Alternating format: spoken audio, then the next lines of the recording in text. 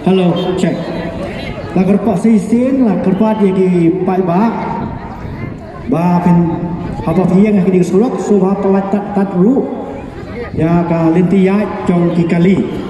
Kadang baki balik don kam surung sedeng kinyo ya ka linti ke besok.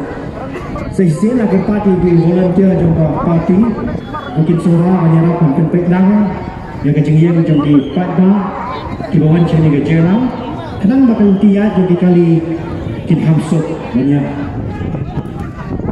Kini kalau kita jumpa mana asal cisin, bah sakune si pantuan, ini orang sedang nak ia kena kejelang kejongi.